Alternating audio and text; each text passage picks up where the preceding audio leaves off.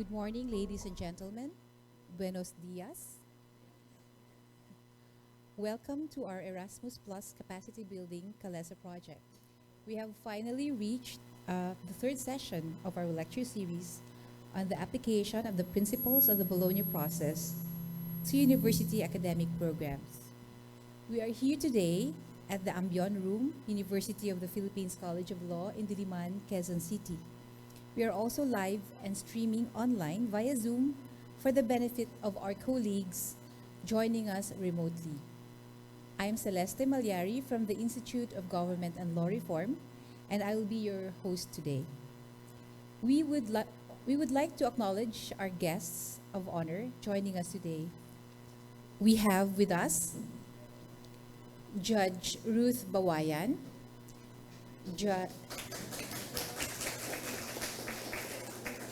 Judge Mia Kawed, Attorney Michaela Josilias from the Philippine Judicial Academy, Professor Glenda Litong from the Training and Convention Division of the Law Center, Professor Julfa Maningas from Manila Adventist College of School of Law and Jurisprudence, Dean Hamil Adrian Khalil Matalam from the University of Southern Eastern Philippines School of Law, Professor Froilin Pagayatan from the UP College of Law, Judge Aluet Ragodo Perez, MTC, Lambunao University of San Agustin, Dean Israelito Torion from Jose Maria College of Law, Professor Danny Uy from the University of the Philippines College of Law, and Professor Vicky Luanzon from the University College of Law.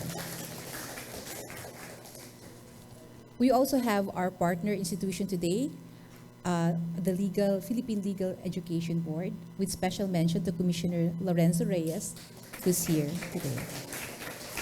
Thank you all for coming. We also have various representatives from the following government agencies. So let me just enumerate them.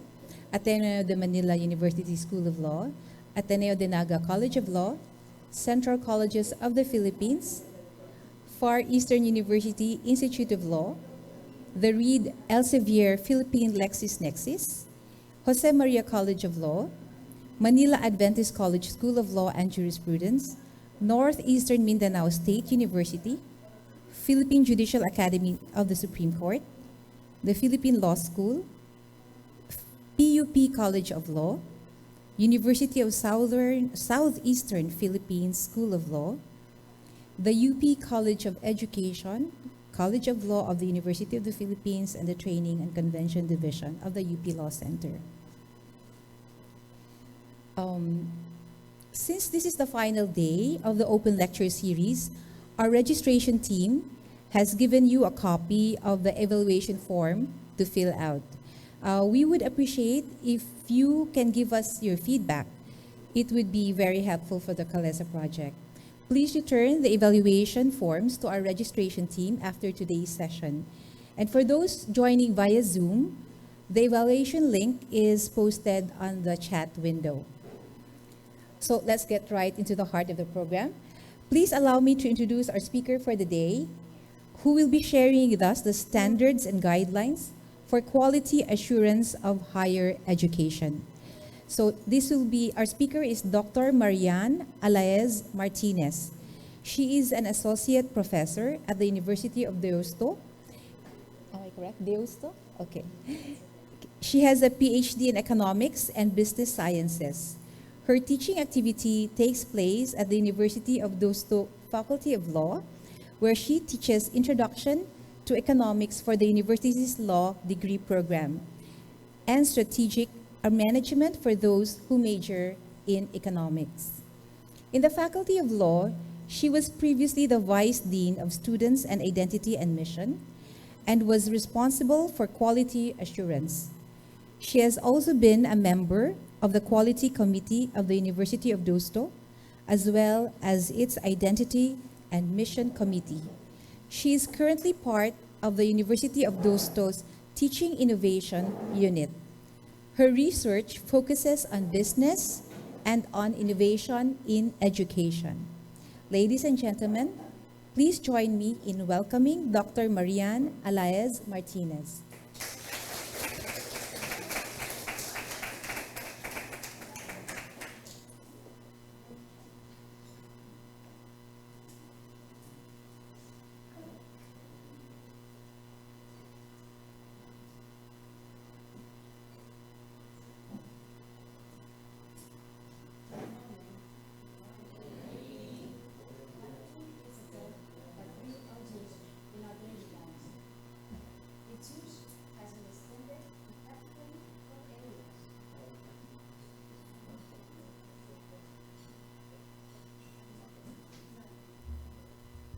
Okay, thank you. As you were saying, that quality is a term that we all use in our daily lives, and its use has been extended to practically all areas of life. So we commonly talk about whether the products or services we use are of high or low quality. But when we talk about quality in a university,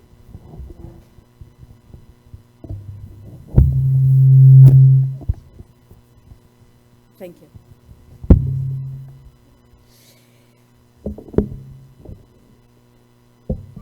Okay, thank you. But when we talk about quality in a university, at least in our university, not everyone associates it with something good.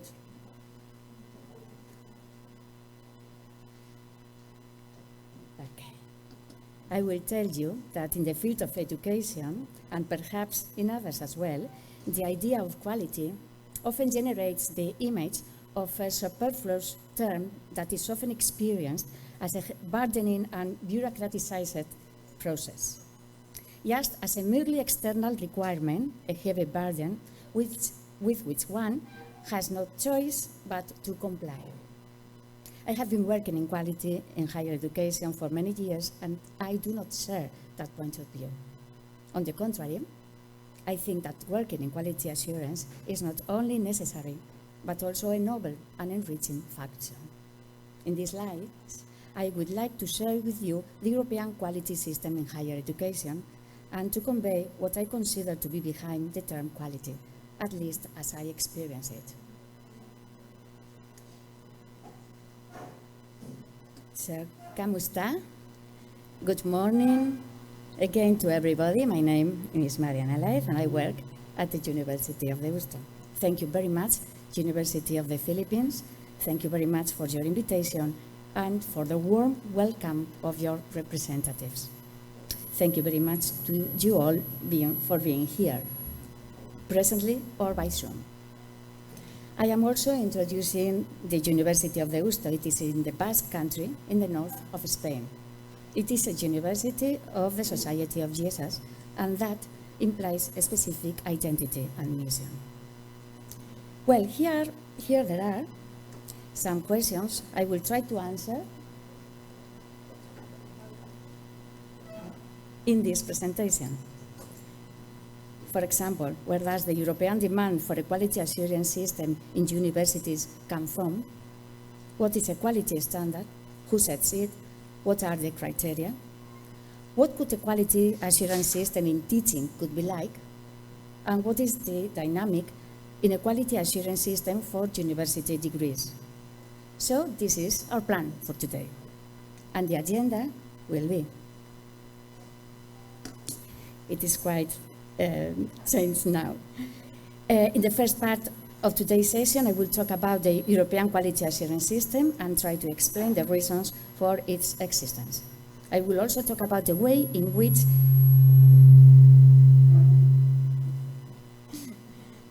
it has been articulated in Europe, that is, its criteria and general guidelines. And then we'll see 3 different levels of quality in a university. I'll make a brief reference to the first level about the processes, and then I will focus on how we monitor quality in teaching in our university, and afterwards we will focus on how we monitor quality in the degrees. And then is when we are going to play. We will see this through a little role play. You will have to simulate a little part of your monetary quality meeting in groups and share your results in terms of improvement actions. Finally, I will talk about what has been good and not so good in this experience for us, for the Faculty of Law of the University of the East. I hope you will find it at least a bit useful and not too tedious.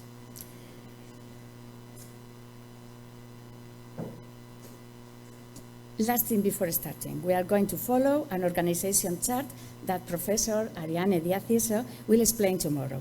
It will include a contextualization, a reflection, a conceptualization, a small active experimentation in the form of the role play, and finally, an evaluation.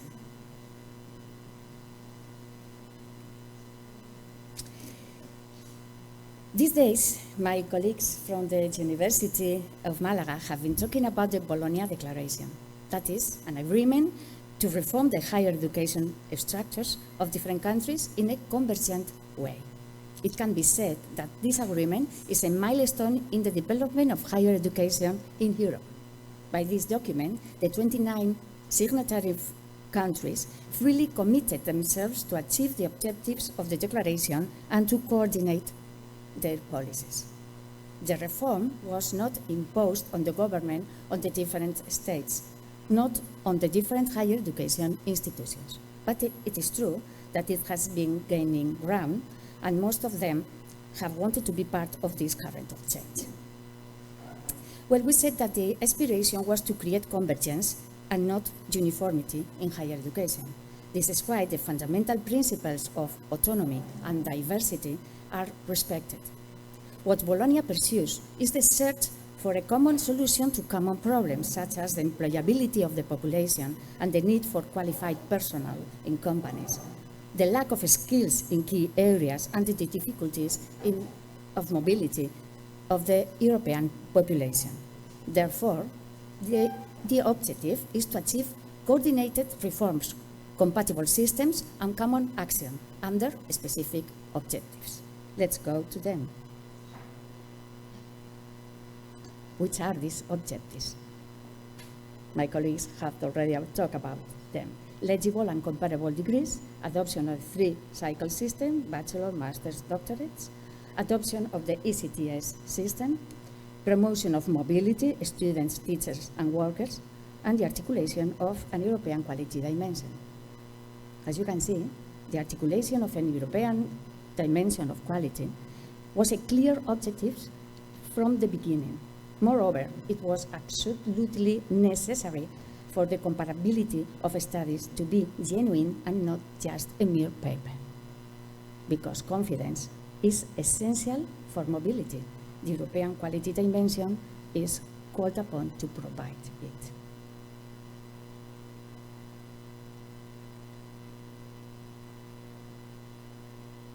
In order to adopt this European dimension of quality, new structures, such as quality agencies, were created in the different states and territories. And in the universities, vice-rectors' offices for quality and technical quality units were also set up. The quality agencies defined procedures to ensure quality at different levels, at the center, at the different degrees, at teaching, and these procedures were adopted and adapted by the university. Continuing with this context and this European dimension of quality, we now turn our attention to 2005. In that year, the ministers responsible for education, following the proposal of the European Association for Quality Assurance, adopted a quality reference framework, which was the ESG, European Standards and Guidelines for Quality Assurance, in European higher education area. Afterwards, in 2015, these standards and guidelines were revised in the light of the interpretation that quality agencies and higher education institutions had made. And I will refer to this last version of 2015. This framework was developed for internal quality assurance, external quality assurance, and quality assurance agencies. I am only going to focus on the first one, the internal quality assurance. But before going to the ESG, to the European standards and guidelines, a few preliminary remarks. They are a set of criteria and guidelines for quality assurance in higher education, because quality assurance requires certain conditions to be respected by all signatory countries. And this is because of what I mentioned above. The comparability should transcend the paper to reality. This is why the general acceptance of criteria was a precondition for creating a common understanding of quality assurance in Europe. But we said it had to be a process of convergence, not uniformity. Therefore, these criteria were formulated in a reasonably generic way in order to ensure that they were applicable in different contexts. These criteria do not set out how quality assurance processes are implemented. They provide criteria and guidance so that higher education institutions can design their own quality assurance system, of course, in accordance with them, because it is universities that are responsible for the quality of their academic offer and for the quality assurance and improvement. So, the criteria or standards are compulsory.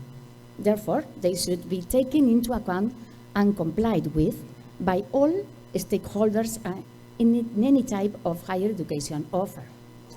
And the guidelines set out good practice in each area for consideration by the members involved in quality assurance. It can be said that they are ideas for implementation.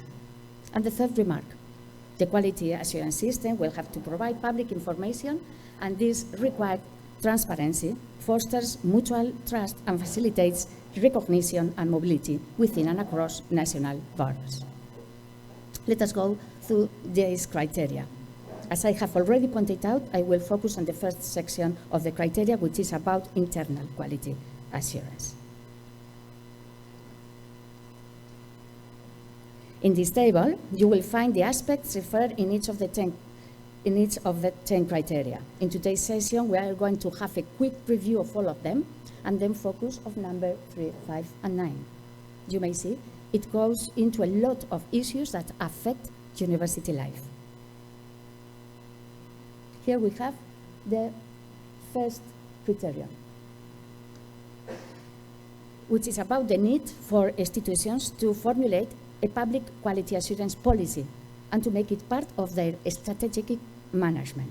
In this quality policy, the university states its strategic quality objective. For example, in our case, in our university, it is to achieve the satisfaction of all stakeholders, internal and external. In this policy, the university also has to state how it will be achieved.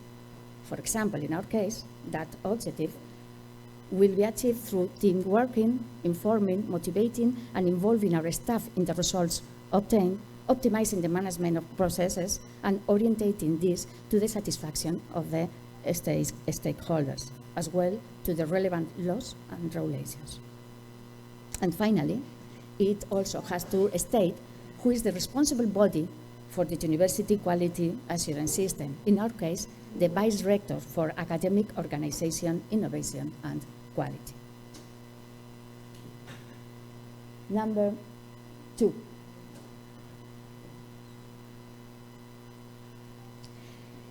Criterion 2 points directly to the degree programs and deals with the program design and approval. It makes it mandatory for higher education institutions to have processes for the design and the approval of their study programs. In addition to this internal approval, these programs must be approved by a quality assurance agency and must be published. Here, the underlying idea is that the design should respond to the objectives that have been set for it, including, of course, the expected learning outcomes.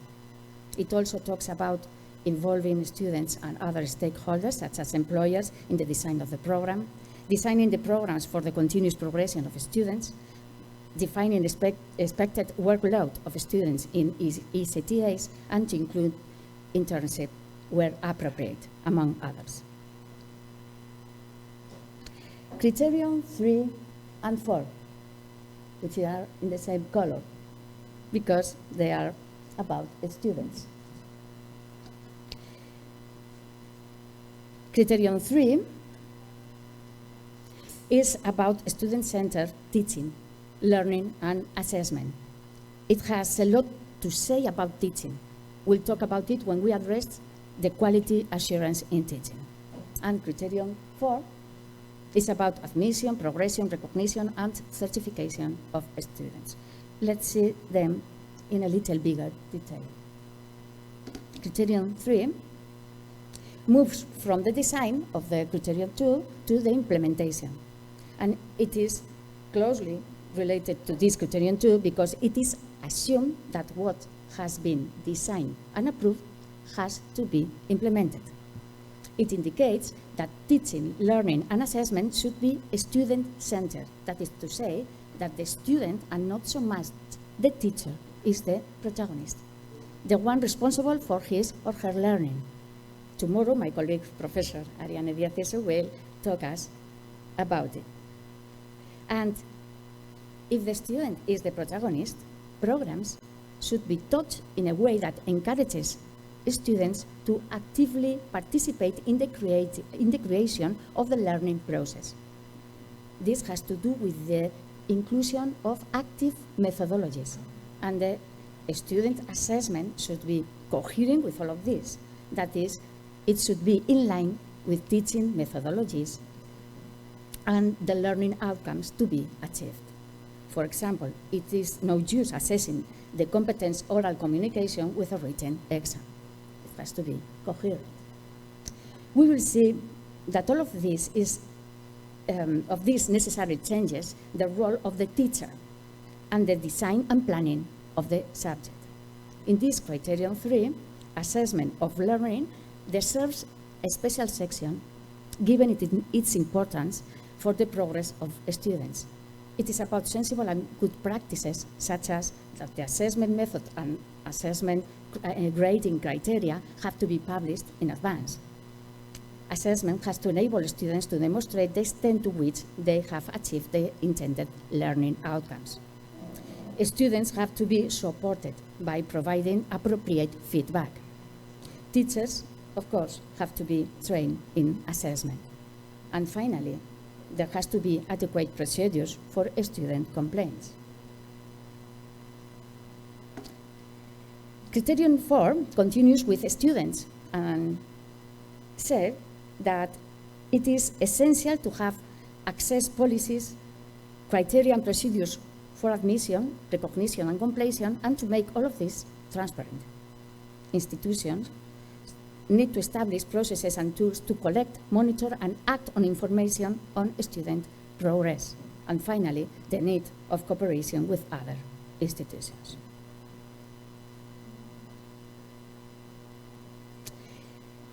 Well, we have said that all of this requires a change in the role of the teacher. Criterion 5 now looks at the teaching staff, closely related to criterion 3 about student-centered teaching.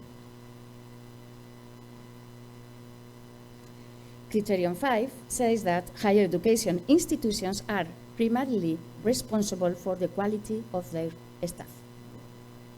So, universities are responsible for an appropriate recruitment, as well as for providing them with an enabling environment that allows them to do their work effectively. And this last refers to offer opportunities for professional development, for researching, for innovation in teaching methods and in the use of the technologies. Criterion 6, resources and study support. The criterion 6 looks at the resources and supports for learning, and it states that higher education institutions must have sufficient funding, money, to provide the necessary resources and supporting for learning, and ensure that they are easily accessible to students. We are talking about making available and facilitating access to physical resources such as libraries, study centers, and ICT infrastructure, and human resources such as tutors, counselors, and other advisors. These resources need to consider the diversity of students. There may be young students, students more than 25 years old, part-time students, working students, foreign students, as well as students with disabilities. The quality assurance system must ensure that all these resources are fit for purpose, accessible, and the students are well informed of the services available. In providing support services, the role of support and administrative staff is crucial, and therefore they should be qualified and have opportunities to develop their own competencies. So now, criterion 7 and 8, the same color, are about the management and the publication of the information, respectively. Criterion 7 addresses the need to ensure that universities collect and analyze information relevant to the effective management of their programs and other activities. This is because reliable data is essential for making well-informed decisions in order to know which aspects of the university of the organization are working well and which require further attention. In this regard, some of the relevant elements are, among others, key performance indicators, student profile, student progress, success rates and drop-out rates, and student satisfaction with their programs. And criterion 8 requires university to publish clear, accurate, objective, up-to-date, and easily accessible information about their activities and programs. Institutions must provide information on their activities, including, among others, the range of the programs on offer and their selection criteria, the intended learning outcomes of these programs, the qualifications to which they lead, the teaching, learning, and assessment procedures used, success rates, or employment information for graduates, among others. That is a lot. And at the end, same color again, criterion 9 and 10 go to the degree design again and will focus on the monitoring of its implementation.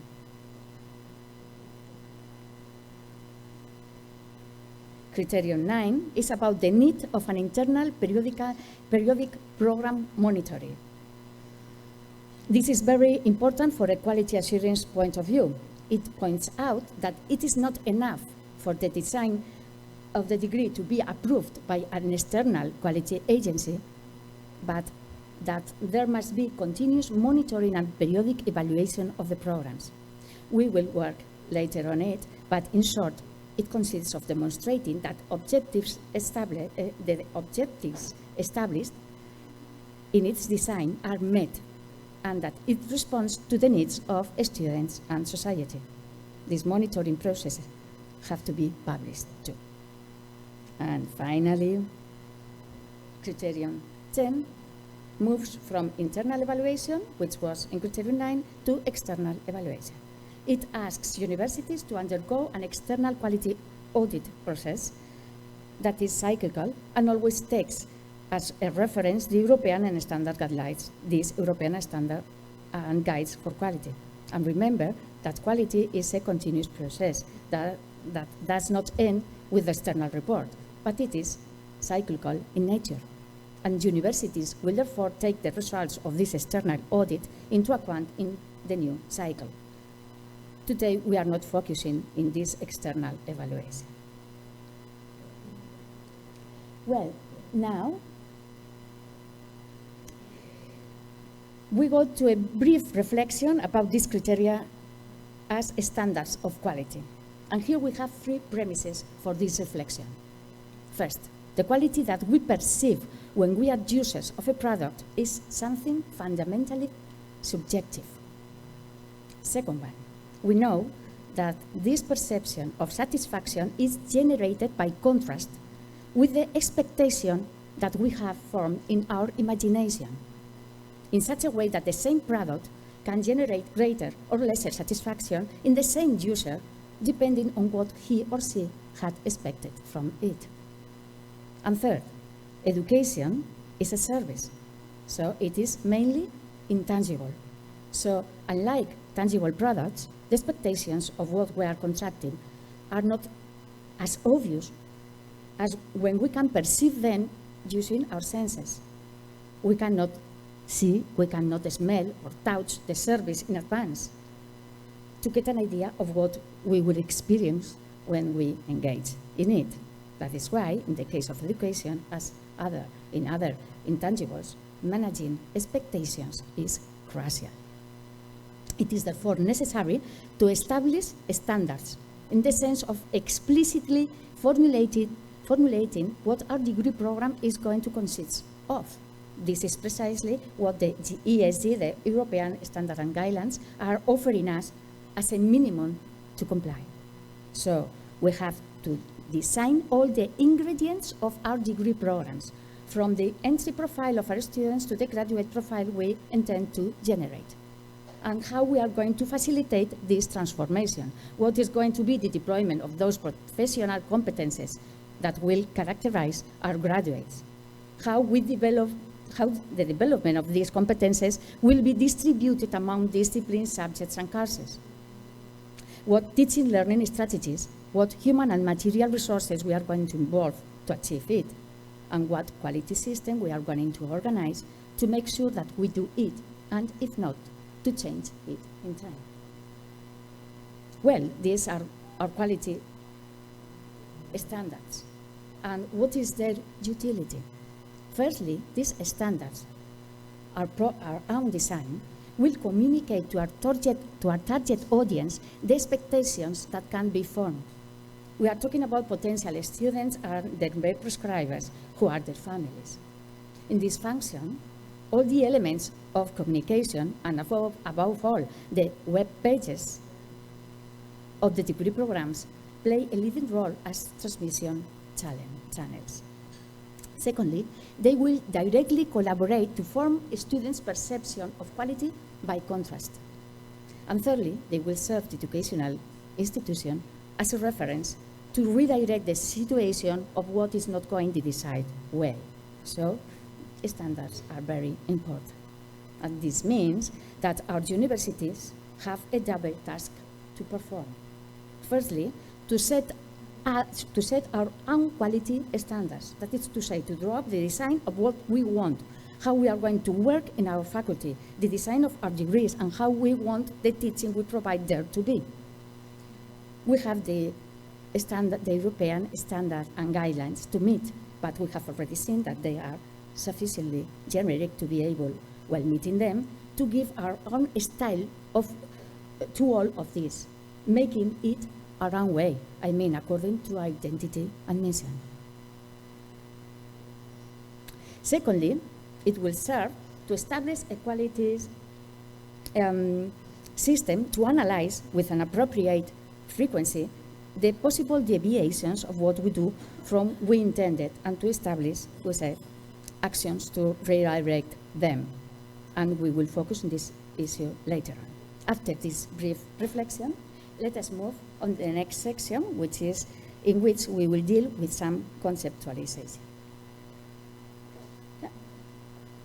Let's have something like a bird's eye view of the quality system. 2 points. First, quality system is always organized in a cyclical way through the establishment of standards and the monitoring of the reality in relation to these standards, identifying strengths and weaknesses. This will lead to the proposal of improvements to be implemented in the next cycle. And second, this system is organized at different levels, at the center level, teaching level, and the degree level. Now, we will briefly talk about the quality system in the center. Then we will focus on the teaching level, and then we'll leave the monitoring of the degree for the little practice we are going to have.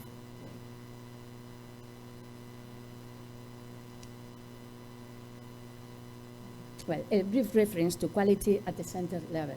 In this system, we need to design and implement the processes necessary for the management of the degree program. For example, how the final degree project is organized, or the internship, or the mobility of the degree, or the communication and marketing, so on. It involves designing the sequence of tasks to be performed in each process, assigning both the person responsible for the process and for each of the tasks, identifying the related stakeholders, and finally, also describing what documents are necessary to carry out the process and to support the information generated in it. You see, it's quite a hard task. In each of the processes, we have to set success indicators with reference values. For example, number of students enrolled, or the average entry rate of students, student performance rate, dropout rate, all the satisfaction indicators to be obtained through surveys to the different interest groups. The processes are normally introduced into a computer tool, which is interesting one, which is the process manager and computerizes the tasks of each of the people in charge of each of the tasks of the process, provides them with the necessary information, and collects and saves the documentation that these people generate. Here you have, as an example, that's a quick look, the processes of the Faculty of Law at the University of Deusto. I must say that each center chooses and classifies its processes as strategic, operational, and support processes. We have our strategic processes, such as stakeholder satisfaction, strategic planning, analysis and improvement. The support ones are the personnel management, communication and reported suggestions and complaints, resources and services, and the rest of all, operational processes. Planning and organizing the teaching, student support, internationalization, which is important for us, student admission, management of internship, degree accreditation, and so on. This is only an example. And there is an external audit that verifies whether these processes are adequately designed and implemented, and whether it serves the purpose of improving the institution as well as the degrees it offers. This external audit comes every 6 years. This next month will be with us. Casualty. Well, I will talk now about one of the most internal quality system, which is teaching.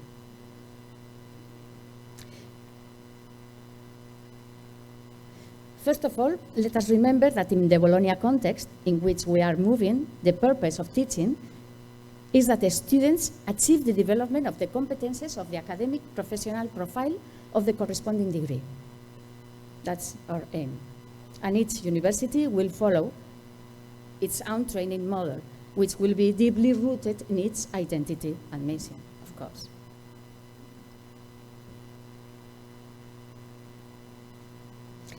Two criteria of the European Quality Agency that we have already seen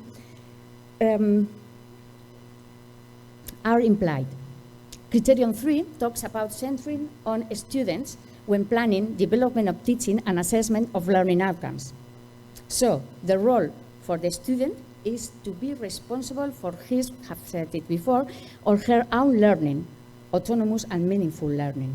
And the role for the teacher is to be the facilitator to make all this possible. And criterion 5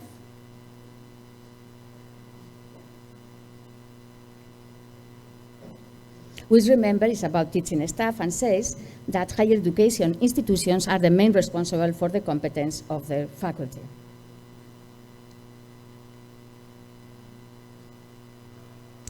Well, on the basis of these criteria, our quality agencies have developed the teaching quality system, which states that universities must have procedures for the evaluation of the teaching activity, as well as for its training and encouragement. And it also says that it is necessary to consider the way in which teaching staff design, plan, develop, and improve in teaching and what students learn. This teaching process, like everything in quality, is again cyclical, a process of continuous improvement. Teachers design, the subject, plan it, teach it, self-evaluate their teaching, receive an assessment of their teaching from the students, detect strengths and weaknesses, reinforce their training in teaching, and finally, make changes in the design and planning of their subject.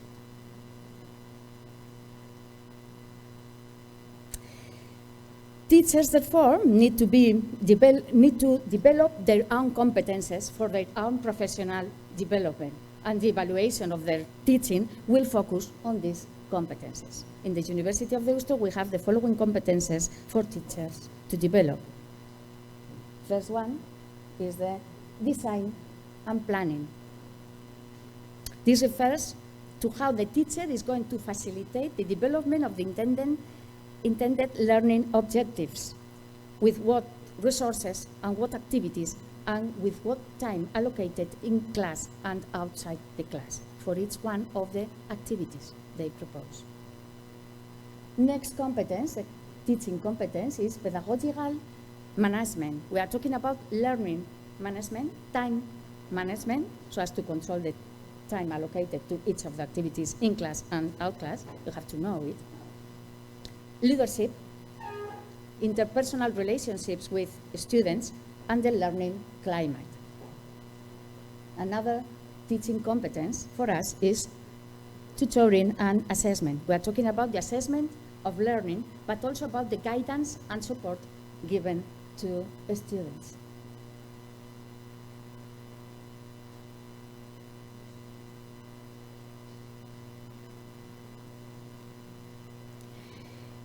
Review and improvement.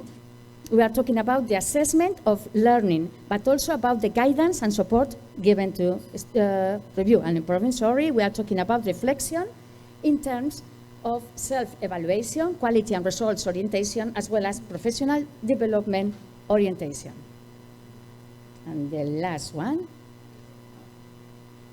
collegiality,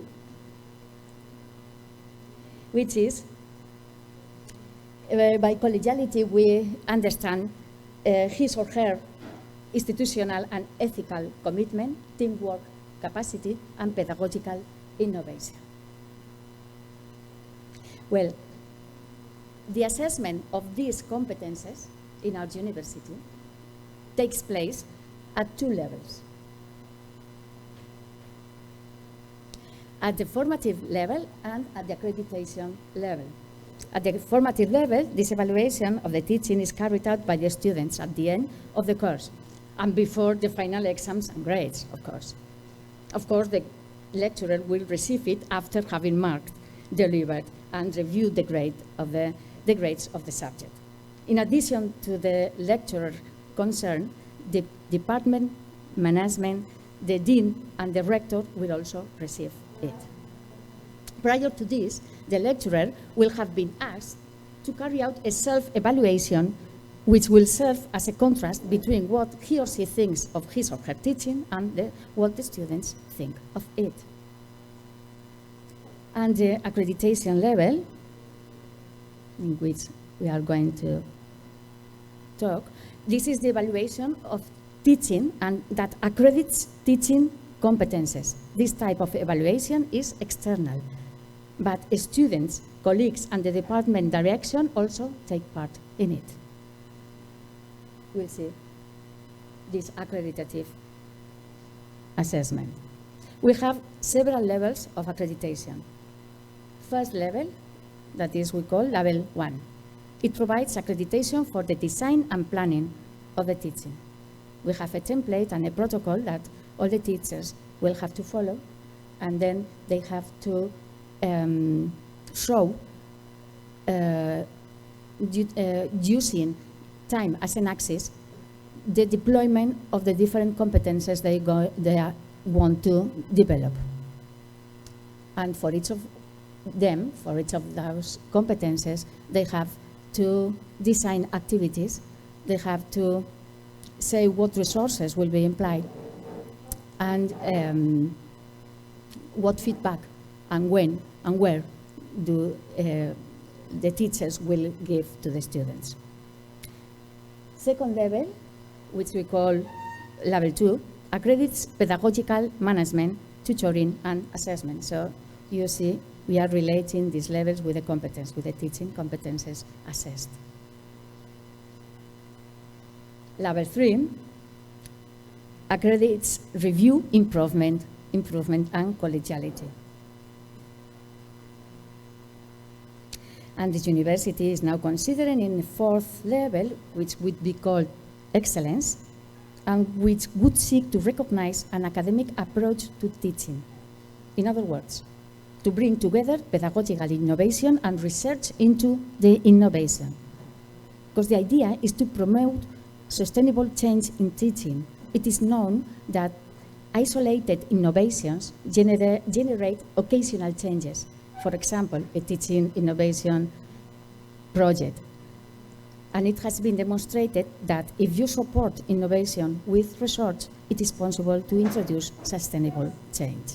And that is what we want for us in our university.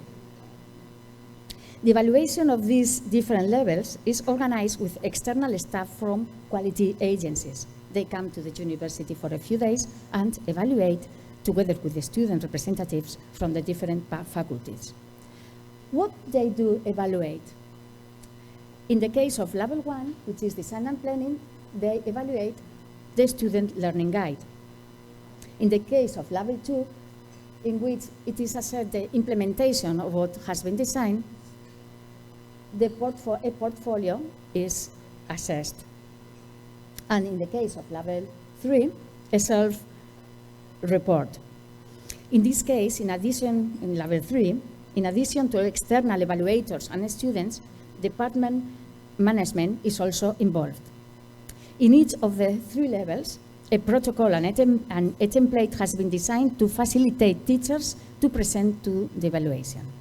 And finally, in level 4, which is the integration of an academic approach to teaching, is still to be developed. We do not know yet. Well, our evaluation of this experience. Let's talk about all of this. Well, this system of accreditation evaluation is intended to recognize good teaching, because at least in our university, recognition of research had already taken its place. We try to ensure that the effort in research does not displace the effort for good teaching. Teaching and research are equally important for our university mission, but the reality is that teaching is our main financial source, and we need to take this into account. We are not a private, but a university from the church. So in our public, we do not have public money. We have decided of a model of voluntary presentation for the accreditation assessment with economic incentives. Very, very little economic incentives. And at some levels, second level. And the recognition in the promotion of the teaching staff. Well, nearly all teachers have passed the first level accreditation, which it doesn't have any economic incentives. But it is becoming more difficult for them to apply for the second level, probably due to the overload of teachers' work. The third level is being offered for the first time this academic year, following a pilot experience last year. So we don't have any experience yet. Well, an important lesson learned has been that in order for teaching staff to respond to this call for accreditation assessment by really improving their teaching, is that they need to be well supported by other more experienced staff. So support is fundamental. It has been decided not to make the first 2 levels renewable. Logically, the third level, which measures the review and improvement of teaching, has to be renewed, and this is done every 5 years. What is pending for us? Several things. Extend this evaluation system to postgraduate studies. Little progress has been made in it. Greater student participation. We want students to participate act more in our university life. They participate indirectly by the teaching questionnaires and directly in the assessment committees in first and second level. We now want to extend it to the third. It is pending for us the increasing teacher participation in teacher training and, which is more important, align teacher training with the needs of each individual teacher. And finally, it is pending for us to define a model of excellence of our level 4. Well, we are now a little tired of such a large presentation, so we are going to play now. And we are going to simulate a part of a monetary meeting of a degree. So you have already formed groups. They have to be no less than 7 people and no more than 10. So perhaps my colleagues can join 1, 2, 3, 4, 5, 6, and Kim 7. No, never mind. Yeah, okay. Perhaps you could organize 7, no less than 7, no more than 10. But there aren't 10 chairs.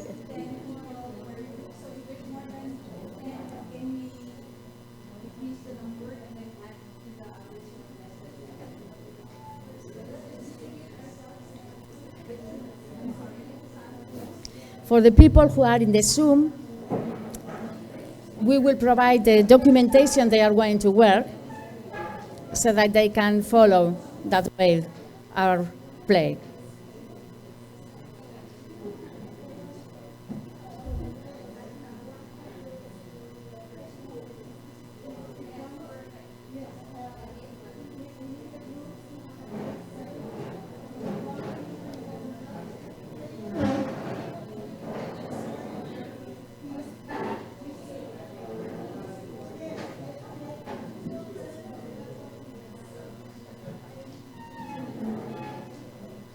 No, man. It's no need. The colors, because they are together.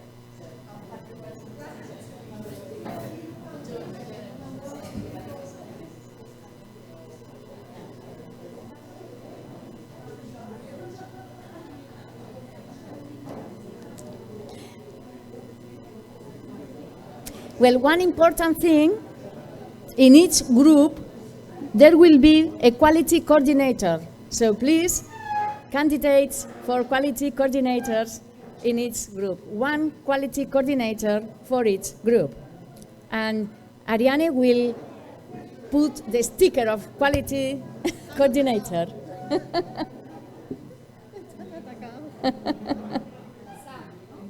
Sam, which is Sam. Who is going to be Sam? Who's going to be Sam, the quality coordinator? Okay, guys. So, 1 second, please.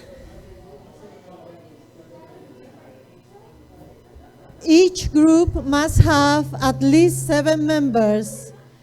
And each group, we need a volunteer to be the group coordinator, the quality coordinator.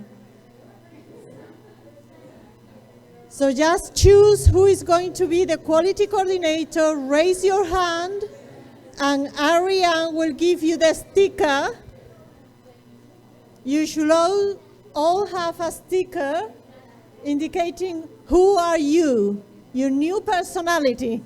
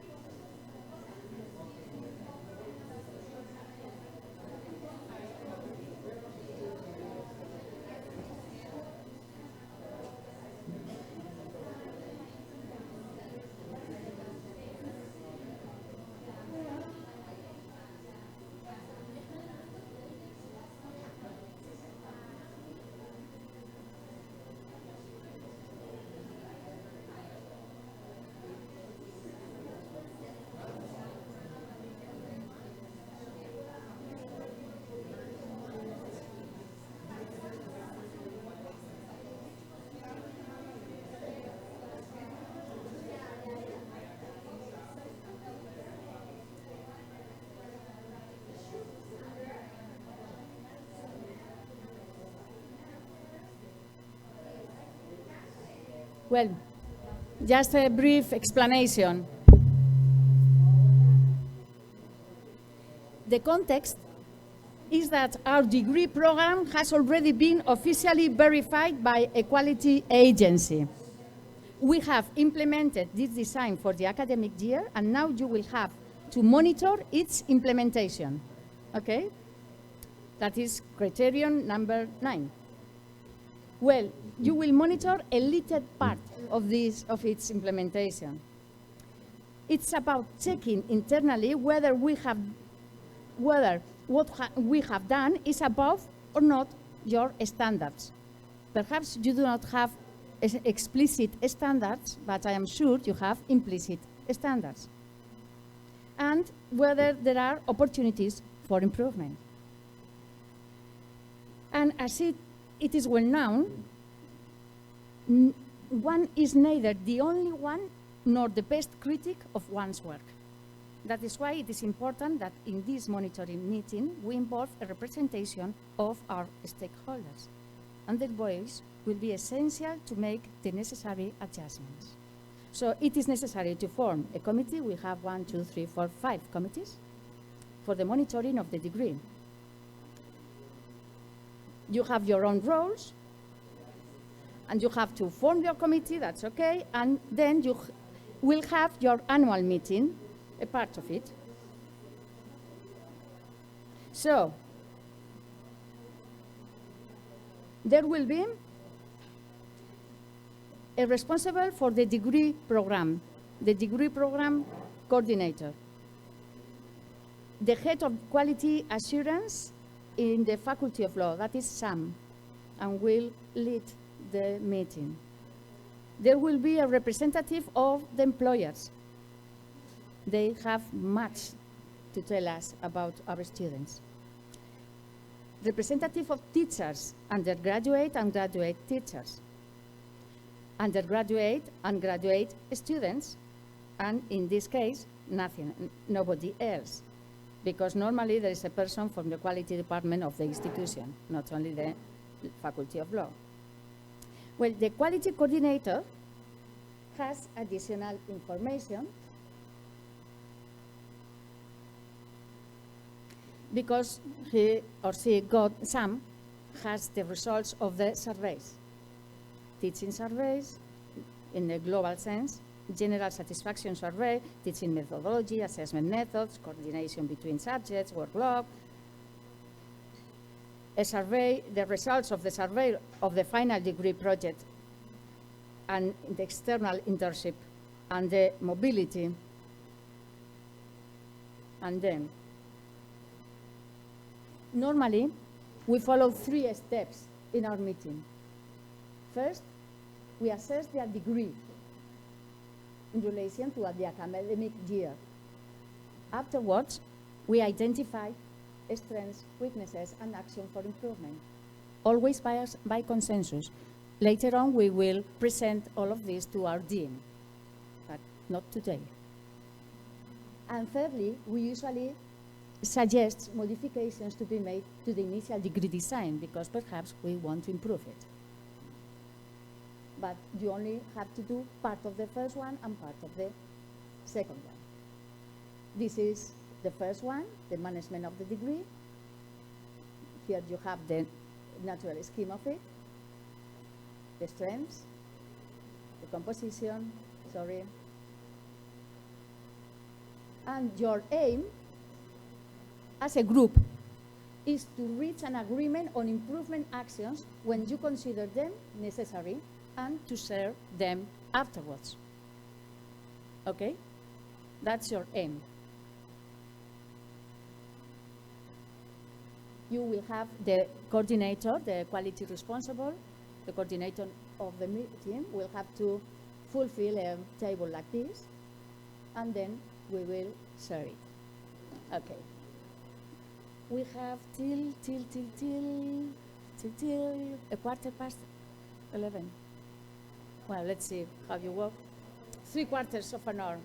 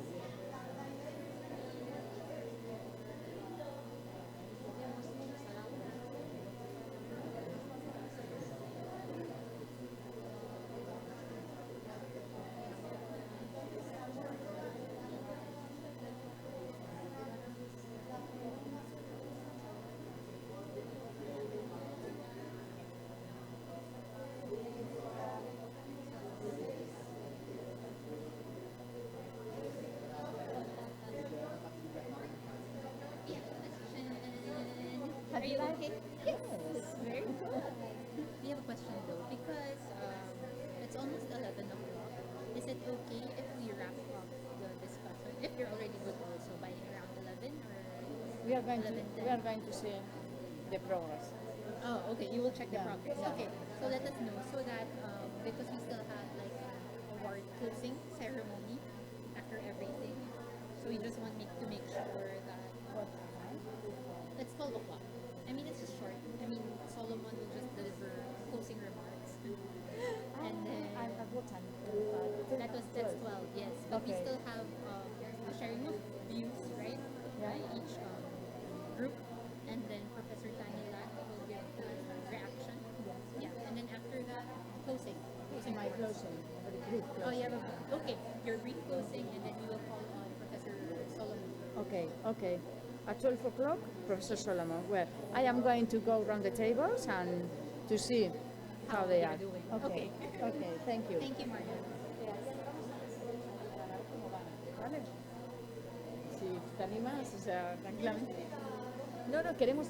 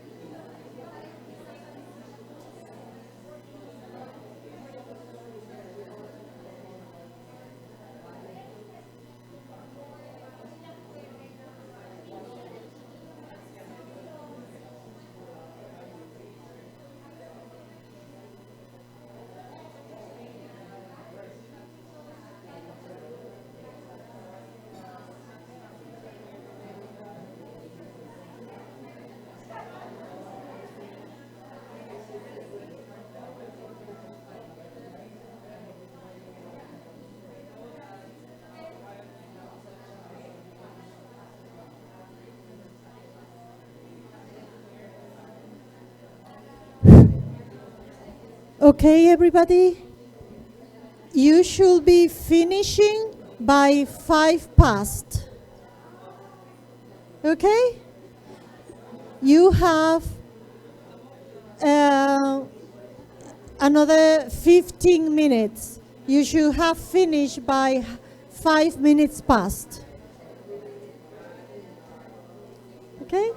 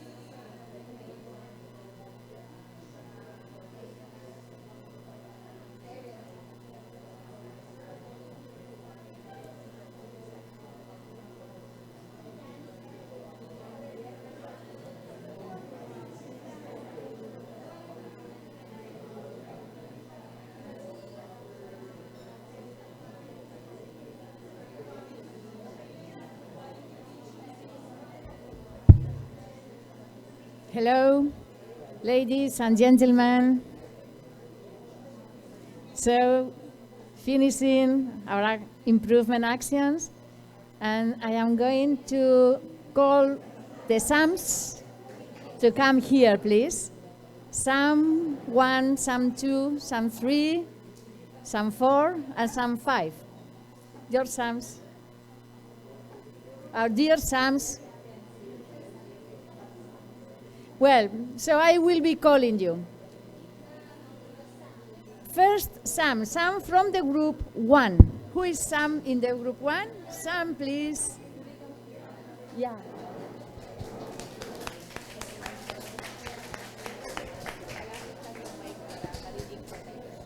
Now the quality managers are going to share the improvement actions they have agreed for the weaknesses they have identified. Good morning, everyone. I'm Attorney Cyrus Walog from Far Eastern University Institute of Law. So I was volunteered to be the SAM of our group, Group 1. So we identified some improvement areas and the corresponding weakness and improvement action. So let's discuss first the syllabus. Based on our discussion, the syllabus is of poor quality. It's either it lacks content or it has too much content. So for this particular weakness, our improvement action is to review. Definitely, there's a need to review the syllabus and the need to revise the syllabus. But the review should be conducted by all stakeholders, meaning let's sit down with the students, the faculty, as well as the administrators.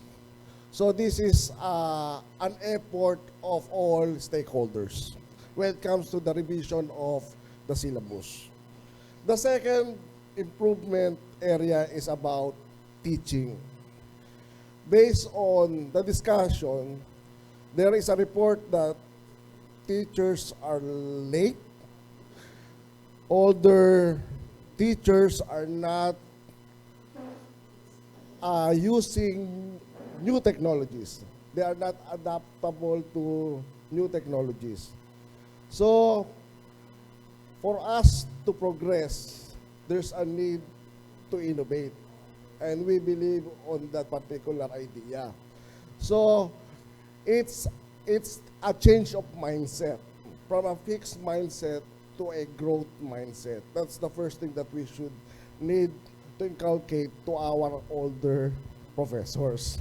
So there's a need to train them about new technologies, on how are we going to utilize new technologies, and how these technologies will be able to help us in teaching our students in a different way, but in a more effective way. So that's the second key area of improvement. The third one is admission. Admission is badly designed. So, if that is badly designed, there's a need to redesign the admission process or the admission system. So, let's have a minimum standards before we can admit someone in law school. Law school is not available to everyone who desires to become a lawyer. There must be at least qualification for those who would like to become a lawyer. 1 minute. Okay, classes, second, fourth improvement area. Combining of two classes or joining of two classes, this can be addressed if we are going to limit the number of students per subject. For example, let's have 25 students per subject. As to the mobility, the context of mobility here, we look at the context of, in the Philippine context. So, I was talking to the Commissioner of LEB if it is possible to have a virtual setup. But for now, it's not possible. So the action or the improvement action would be providing dormitories or facilities for individuals so that they can stay longer in school. And lastly, about students. Based on the discussion, some of students are very individualistic. And for this weakness to be addressed, there's a need for us to train our students when it comes to their oral skills as well as in their social skills. So that will be all for Group 1. Thank you. Thank you very much. Thank you. So please, our second Sam. Thank you very much. Sorry, we asked you to synthesize the information so that you have 3 minutes. Okay, thank you. Hello, good morning. So, I'm the Sam of group number 2, and our focus, or rather the focus of the issues was on transparency criterion, but we have anchored it in several teaching and learning issues. So actually, most of our stuff are weaknesses and not really on the strengths. We had difficulty finding the strengths, although as they say, you need to find joy in things. But let's see, because there are improvement actions anyway being introduced as well. So the first weakness is on the syllabi, where professors are not aware of the state exam, which is based on the EU standards, and then the syllabi, the criteria of the EU standards are not reflected on the syllabi, and the syllabi are not disseminated to the students. So this creates a very difficult continuum when it comes to the teaching and learning process, especially when professors do not or are not able to align their teaching with the standards, and also when it is not properly communicated to the students. So in this instance, our improvement action would be to one is to make a pro forma syllabi that is in accordance with the EU standards, and perhaps conduct a capacity building program for professors on syllabi making and aligning of EU standards in their teaching practice. Following that would be the assessment, where the feedback mechanism and structures are not in place, and there's lack of timely feedback for assessments. As such, we propose that there should be an institutionalization of an assessment policy that clarifies the feedback mechanisms, grading procedures, and such. Furthermore, one of the things that had been discussed that is difficult for the students to also make use of their learning, or rather maximize their learning experience, is the lack of administrative support, where schedules of professors who have a lot of professional engagements and do not offer that many consultation periods are somehow brings down or lowers down the experience of the students. And for this one, we propose the harmonization of schedules, especially those who are doing it part-time, and also for them to really have a set schedule where they can have consultation periods with their students. And lastly, there's disparity between expectations of professors and students. I don't think that this only happens in the EU, but also here in the Philippines and in many countries around the world. So for the improvement action, it's very simple though, but I think it's going to be a significant one if it's done properly. These are the leveling of outcomes and expectations at the beginning of the semester, and an evaluation of the outcomes at the end of the semester, jointly done by professors and the students in that class. Thank you so much. Thank you. Thank you so much. So Sam from number 3. So Sam from, okay. Please let us remember you that you have 3 minutes. Thank you. So try to synthesize. Good morning to everyone. So, representing Group 3, we have pointed out certain areas where there are weaknesses, areas of weaknesses in both graduate and undergraduate studies. So, number 1 is undergraduate studies. Sometimes there are occasions where only 25% of the students in a class would pass the subject. And our recommendation would be that the undergrad profs should receive immediately the results of performance ratings and evaluation from the students for the faculty to improve. No? The weakness is also due to the fact that sometimes some of the faculty members would surprise the students with extraordinary examinations. So, quote-unquote extraordinary, meaning that the actual topics are not included in the exams. And number two weakness, graduate students. Insofar as graduate students are concerned, there are also situations where there are two lecturers teaching the same subject content. No? So the syllabus and the contents of the syllabus overlap with each other. No? So the remedy would be for the dean to monitor the course syllabus or syllabi or to prevent overlapping, because in this weakness, learning is not synthesized, and the professors have the difficulty of synthesizing between their syllabi. Another weakness is the standards of grading of students. There are poor or level or improper curriculum content. Some courses in the graduate school have already been taken up in the undergrad. No? So the remedy would be for the school director or the graduate or undergraduate director to analyze and evaluate the existing curriculum or curricula.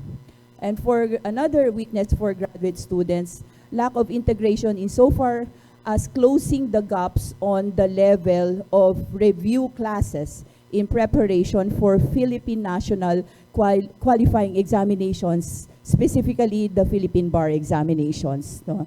So we need to, the remedy for this is that, the school director for the undergrad or the graduate studies should hire recognized experts in the areas of law. For example, recognized authorities on commercial law, they have, of course, better authority to lecture on commercial law, and so forth and so on. Another weakness is the failure of internship coordinator to identify proper areas of internship.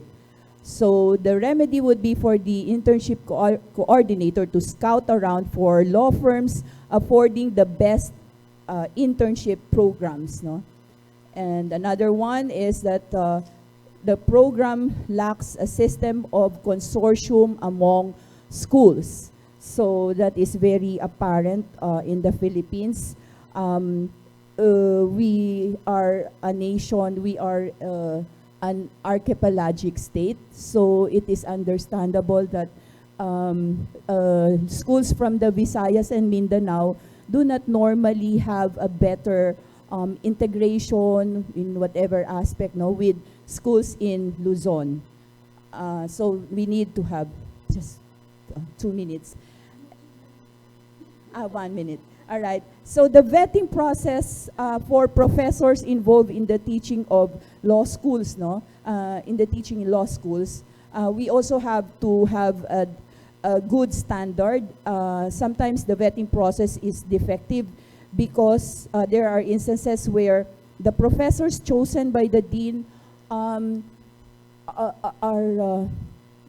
they unfortunately they absent. No, they are absent in the classes some of the times. You know, even so the dean should review the selection of professors to overcome this weakness. No, so also learning outcomes are not clearly indicated at the start of the semester. So the degree coordinator should conduct periodic or regular seminars for curriculum development. And lack of skills of faculty in educational technology. There should be active alumni tracing program for the purpose of monitoring the graduates, as well as getting a better feedback or a more effective way of getting feedback from graduates in order for the graduates to help out the school in improving the curriculum or improving the teaching methods. I think that will be all.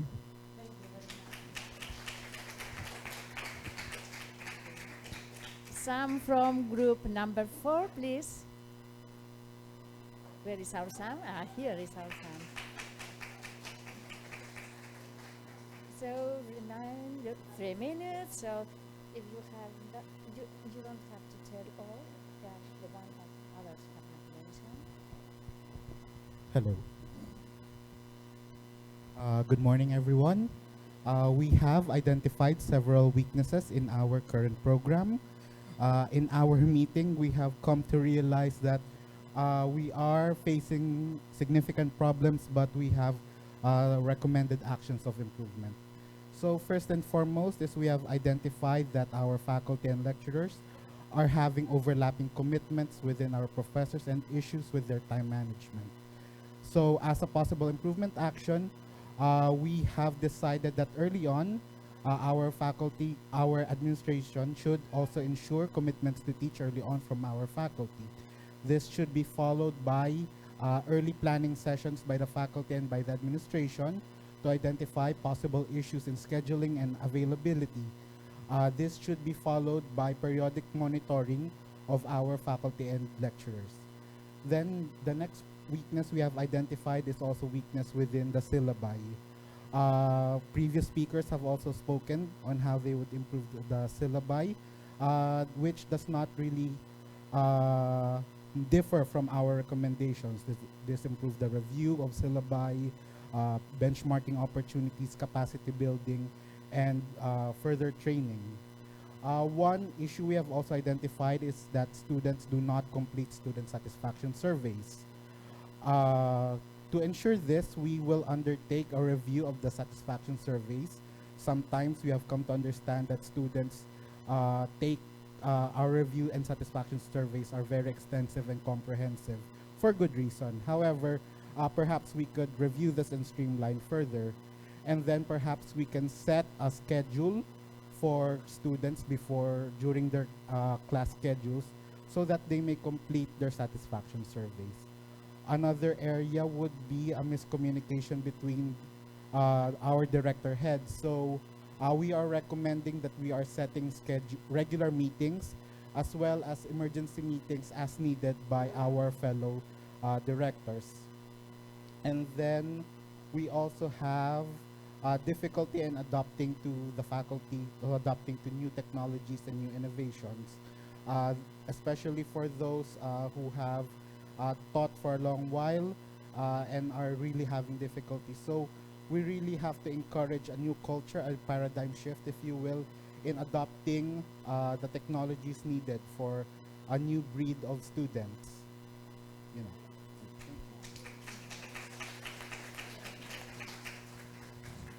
And finally, Sam from group number 5, last one.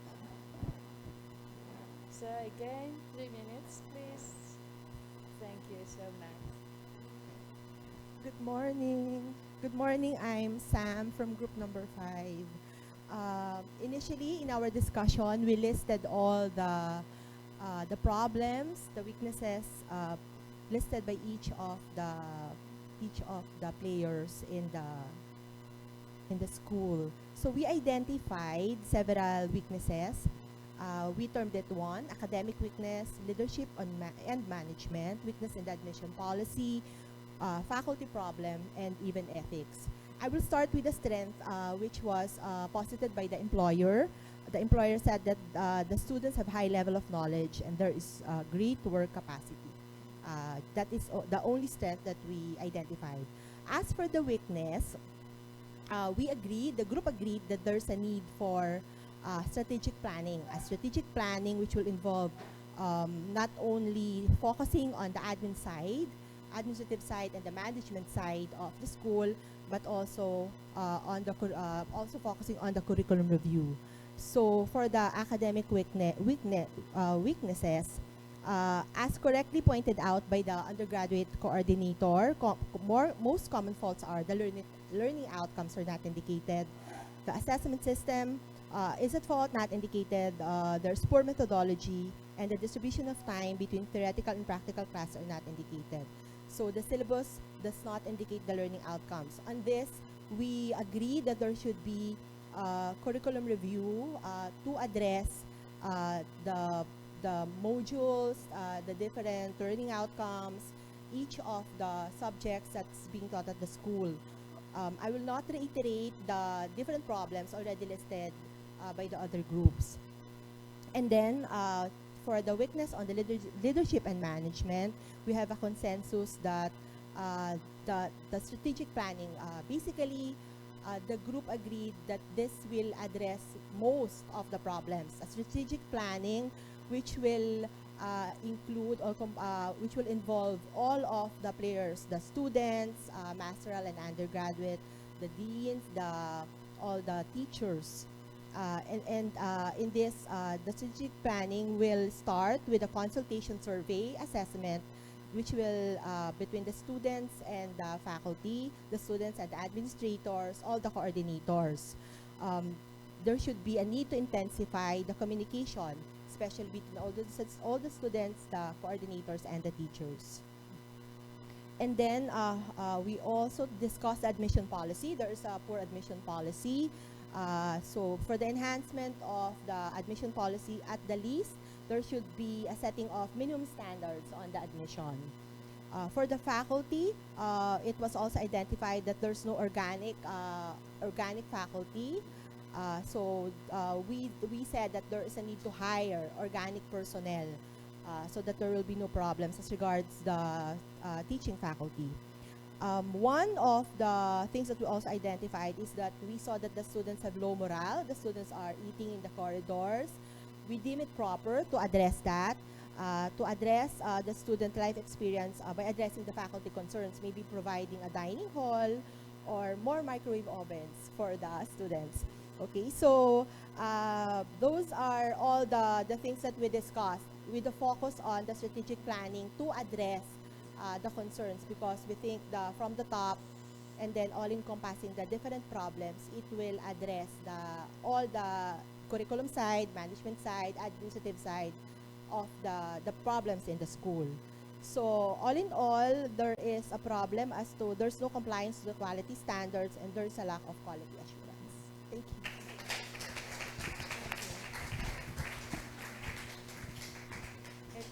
Just 1 second. You have been working on a real case, which was us 15 years ago, our first quality meeting. Part of it. Thank you. Thank you very much, Dr. Martinez. So we've come to the part where the audience, both online and here, can raise their questions. But before we do so, we have invited Professor Maria Tanya Katrina Lat, Executive Director of the Legal Education Advancement Program, to provide a reaction to the lecture and also for the entire activity. So let me tell you more information about her. Aside from being the Executive Director of LEAP, Professor Lat is the Program Officer for Formation and Social Programs and a faculty member of Ateneo Law School. She also teaches here at the University of the Philippines. She currently serves as the Executive Director of the Philippine Association of Law Schools and is a member of its task force on legal education and bar exam reforms. She also has been appointed by the Legal Education Board to facilitate the proceedings of the Working Committee on the revision of the law curriculum. Please let us welcome Professor Tanya Lat.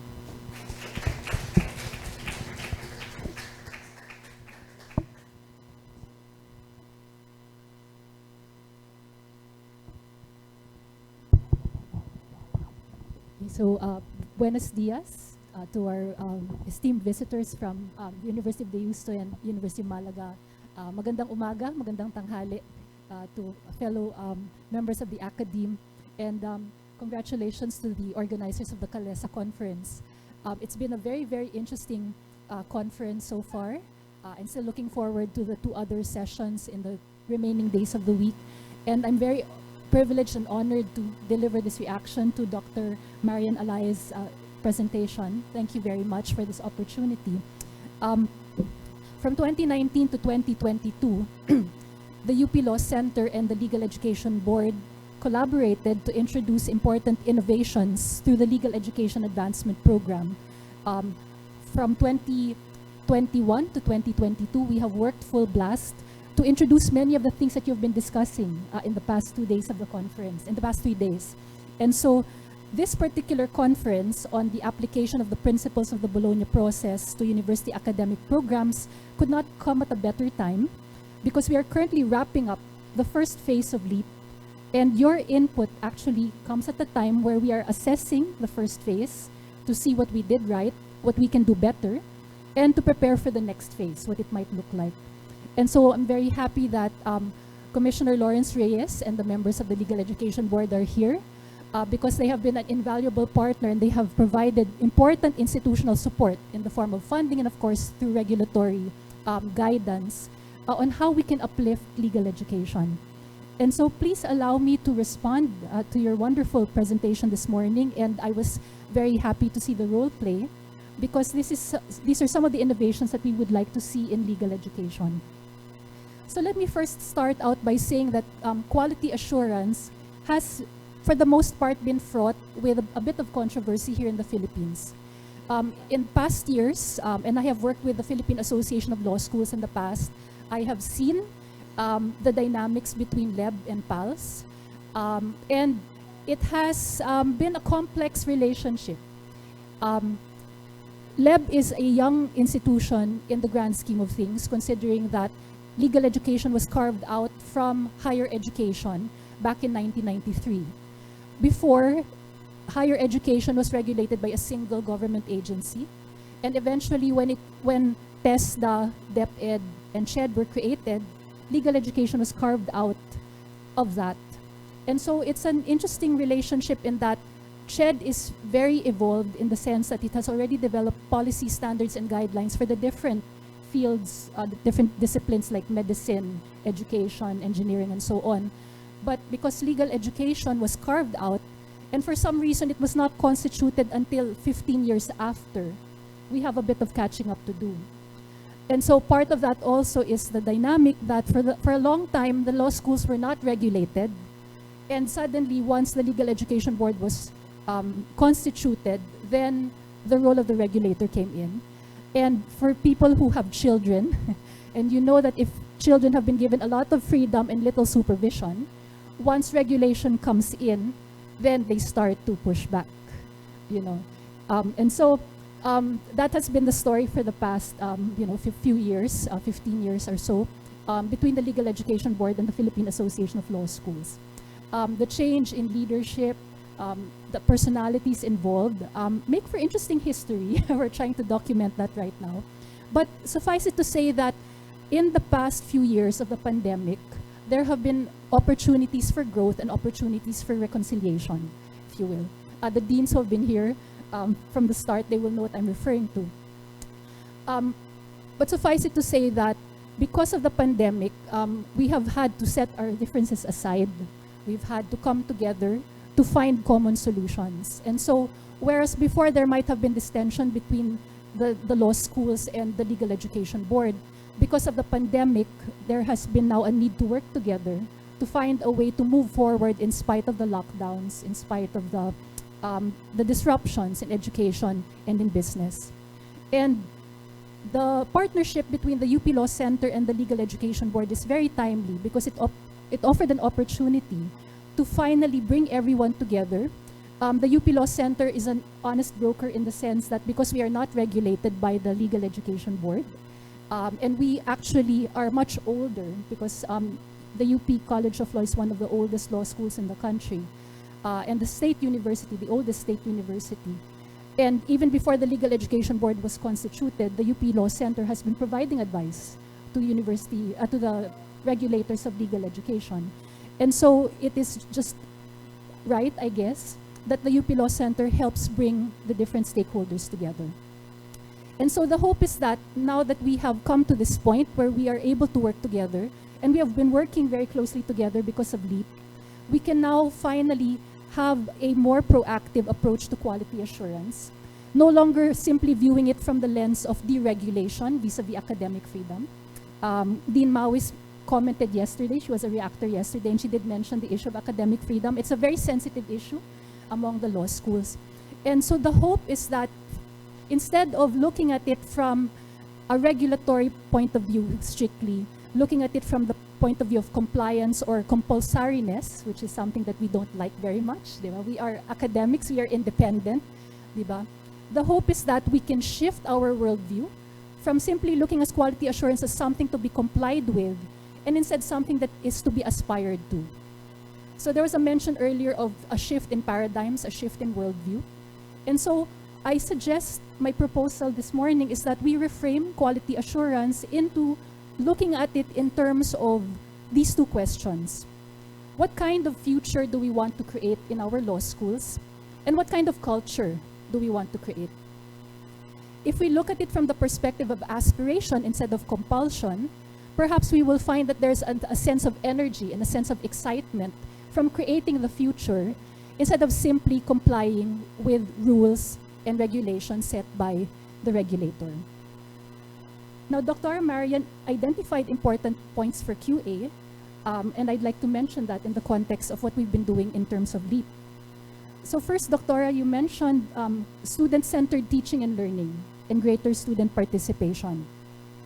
You also mentioned the importance of feedback, the openness to improvement, the openness to stakeholders, and the role-playing exercise that we did this morning is indicative of the need for stakeholders to come together and talk about feedback. And it was interesting that many of you focused on the negative feedback, not the positive. We need to have a balance of both if we're to move forward. If we focus only on the negatives, we won't see any end to the negatives that we will spot.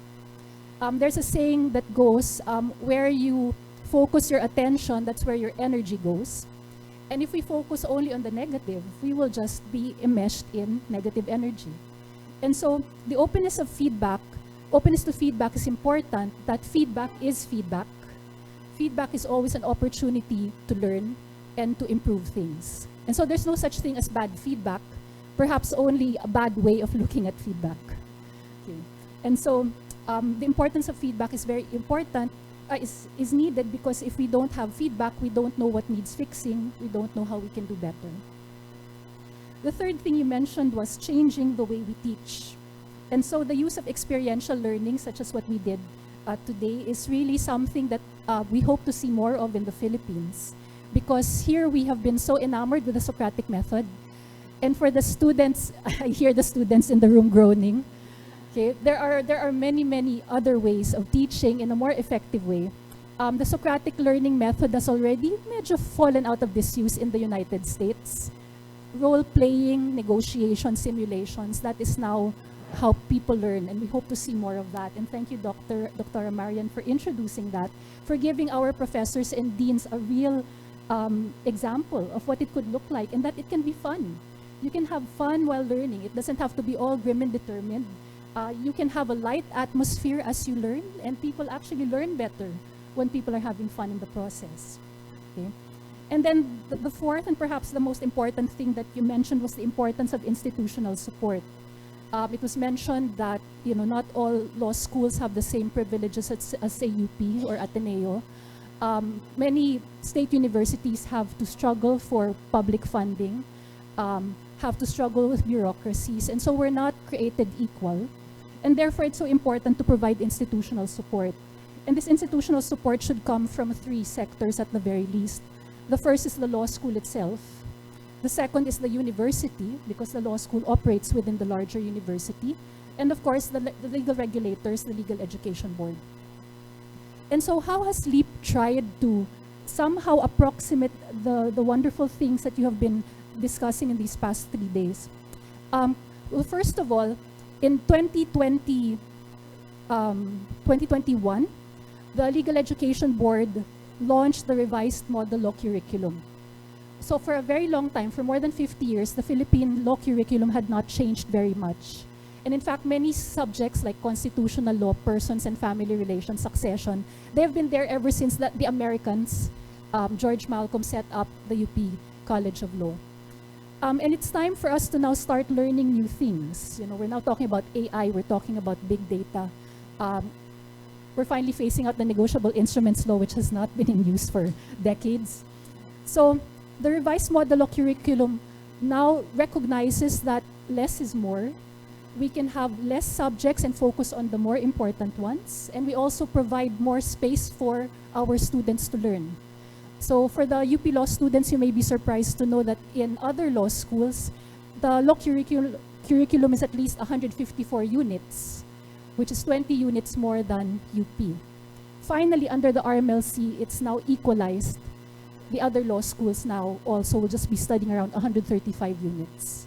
And so that gives more breathing space to the students, more breathing space to the teachers, and more opportunities, I guess, to discuss more relevant topics and not simply those which are taken up in the bar exams. We are developing model syllabi. And actually, this particular lecture and tomorrow's session comes at a very opportune time because we are already in the process of finalizing the syllabi, and we could use tomorrow's input. So we will be inviting our model syllabi developers to come tomorrow if they can, because this really is very timely. And so we thank you for your input. We are also developing case studies because we believe that it's important for students to learn about the real world, not only after they've taken the bar and passed, but they should learn it in the classroom. And so we're also working with practitioners, the alternative law groups. So these are people who are in developmental lawyering. They're working with the poor, they're working with labor unions, etc. They are helping us to develop case studies that can be used in the classrooms. And so this will supplement and complement the model syllabi that are being developed, because not only will they have obidized syllabi, but they will also have teaching materials to go along with the syllabus. And so the hope is that if you have people who have really focused on this, the teachers who don't have time to develop their own case materials will at least have something to work with, and that will also inspire them to create their own when the time comes. We also have launched the Law Educator Certification Program. We're happy to say that we were able to train more than 500 law professors from all over the country last year. All of this was done online through Zoom, and some of them are here in this room today. And we're grateful to the deans who have sent their participants. Thank you, Dean Torion. You had almost the biggest delegation among all the participants. And the hope is that by training all of these professors, we have brought together people who are interested in the same subject matter, who are interested to elevate the quality of teaching. We hope that they have become friends in the process, and I think they have. And the hope is that they will go back to their law schools carrying this new technology and inspiring their students through new ways of teaching, new ways of learning. The hope also is that they will continue to collaborate. And in this matter, we also have a faculty fellowship program where we brought together particular professors in certain subjects. Two of my faculty fellows in legal ethics are here. And we created communities of practice where we collaborated, talked about the problems in the classroom, shared materials.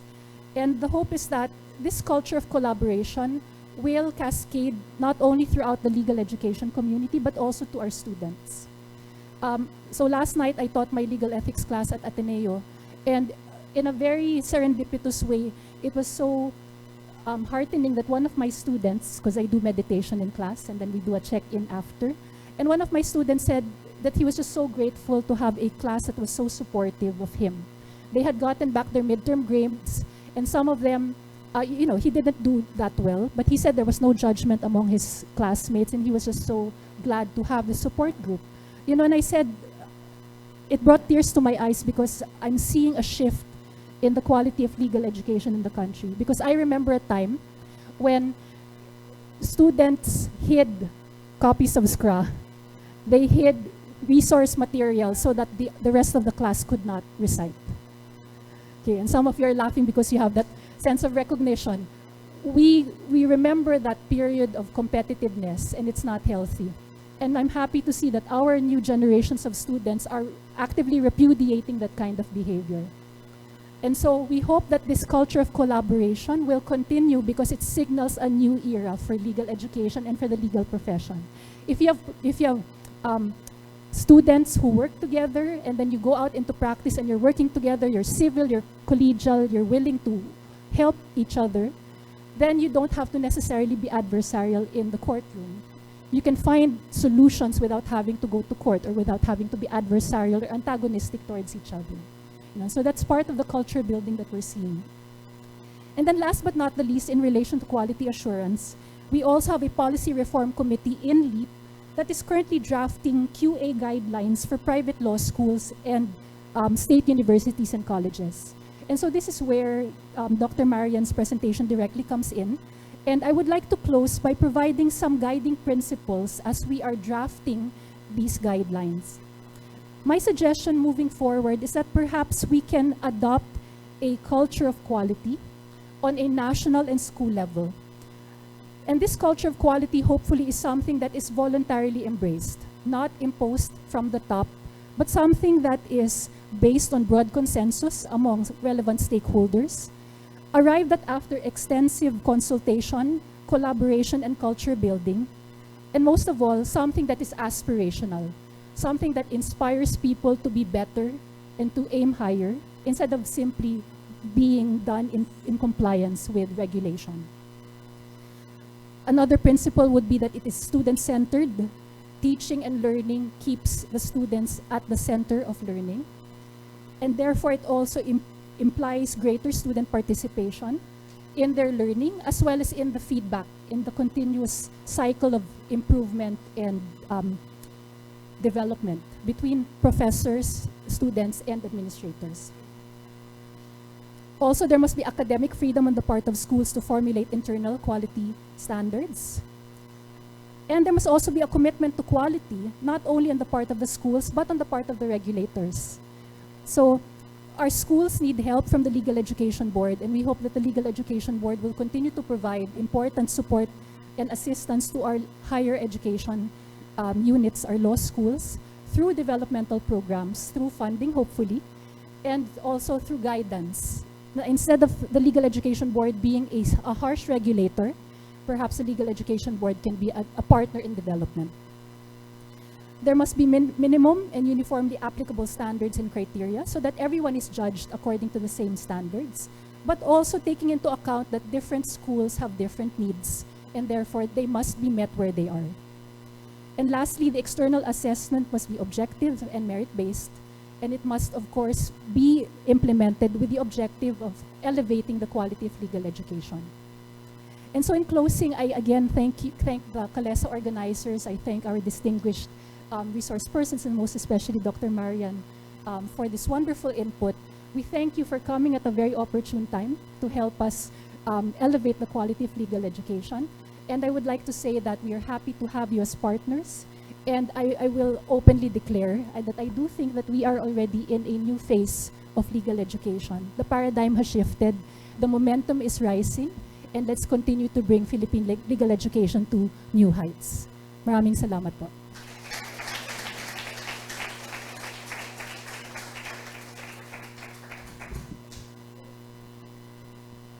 Thank you, Professor Lat, for your reaction to the presentation and for the activities. I'm afraid we don't have enough time for the Q&A, but if you have questions, you can either email it to us and send it to our speakers or to whomever you want the questions to be addressed to. And for those in Zoom, you can use the Q&A function right now and post your question. And please be assured that we're going to send it to the professor that you want the person to be addressed to. Please be assured that we have enough secretariat to do that for you. And so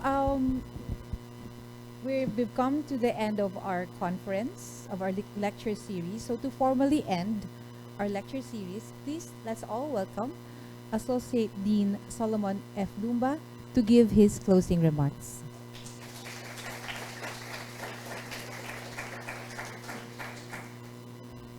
So the history of universities is intimately related with the history of philosophy. Because the history of philosophy is the history of the search for the unity of knowledge. That somehow, some way, all knowledge, all truths are connected to each other, and that we need to understand this connection in order to be happy. That is why universities were established in order to pursue this search, this connection more systematically. And because of that, if you notice, if you observe the great universities of the world, whether old or new, it has a certain intellectual architecture that is reflected in the physical architecture, where you have departments and colleges standing side by side and in front of each other, so that intellectual communion does not happen accidentally or by chance, but as part of a design. So the Bologna process is not only an attempt by the 48 countries of Europe to integrate their educational systems. It is actually an attempt to establish an architecture that will be able to continue to pursue this eternal search for the unity of knowledge and human happiness.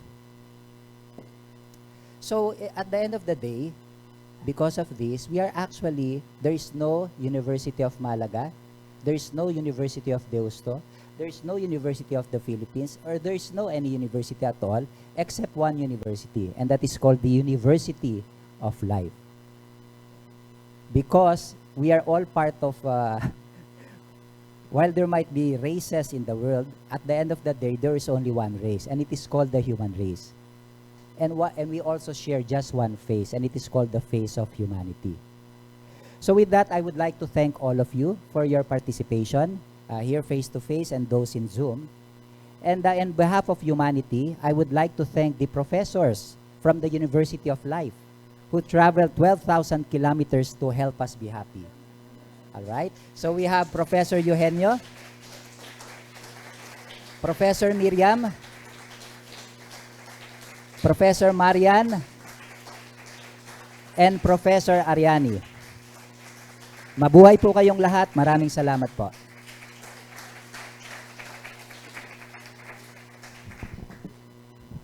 Thank you very much, Prof. Lumba. May we ask you to please remain on the stage for the awarding of certificates and tokens of appreciation for our guest speakers.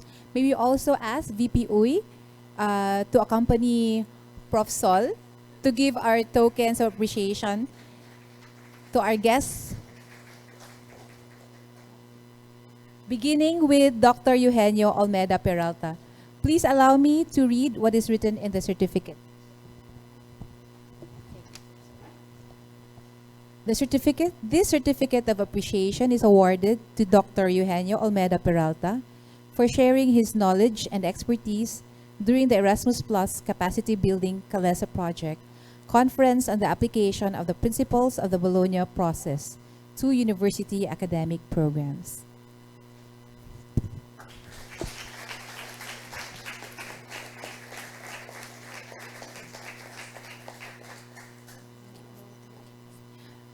Dr. Eugenio, may we also ask you to remain there so that we and assist Associate Dean Lumba and VP Uy in handling our certificates of to our guest speakers, starting with Dr. Miriam Lopez Rodriguez.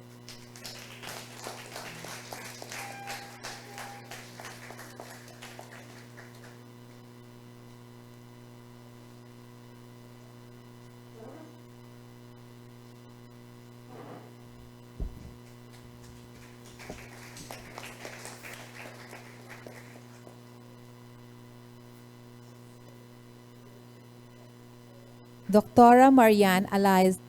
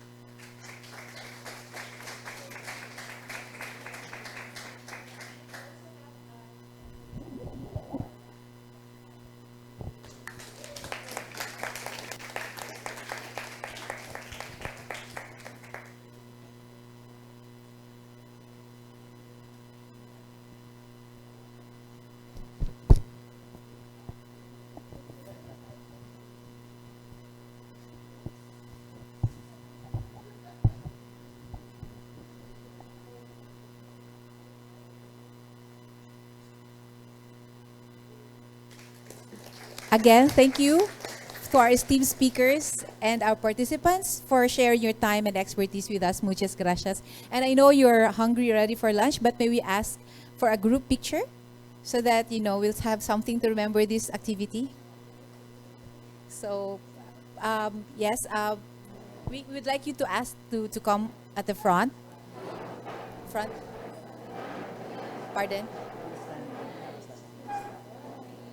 Gusto mo ganun?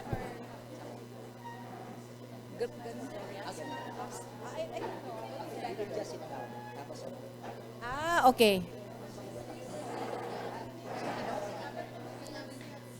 Okay. We will have the picture taking at the lobby. It has a better optics. Okay. And for those who are online, may we remind you once again to please submit your evaluation through the link provided so we can also send you the certificate of attendance in return. And also for those who are here, thank you very much.